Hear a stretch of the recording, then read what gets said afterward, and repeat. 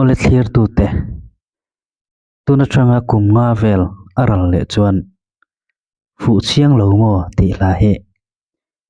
mi tam tak lung len na la la ni dorin ka ria chuan asatu aron tuna ai kon ron sa chuak tu are sa hianen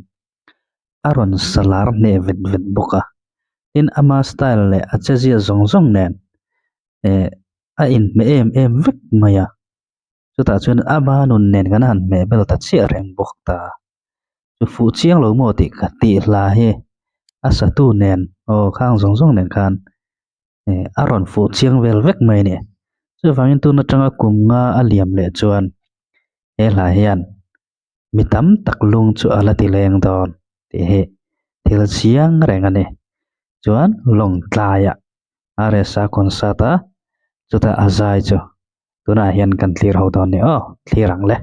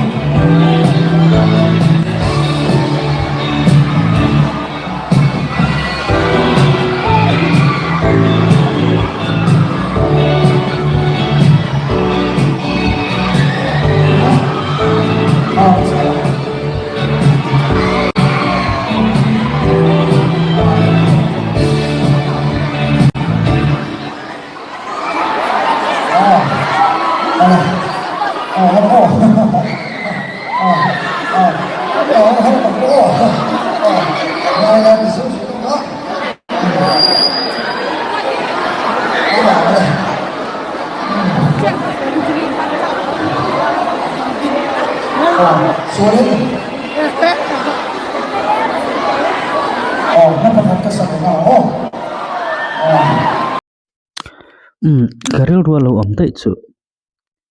LPS hi om talo se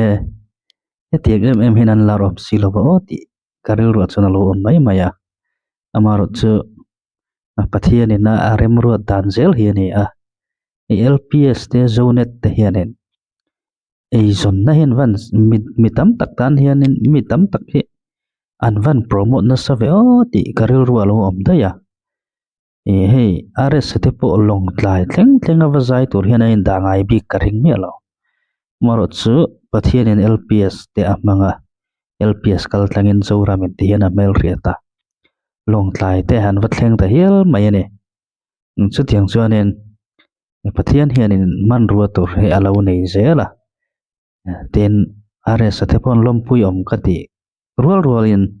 an khongai thlak katia an ha lutuk le nge mi te loman hlo box si he elam zonga i to chon anu van duina hi ani letling ani ale lama tu ten lo pun ba ka an mani taksa te point ator na chen kha om lo thei si lova amaro chu an clean khop mai an fit katia in an ril ru te po hi alo pui tling khop mai lar tlak hian an khosa ve bawk ani e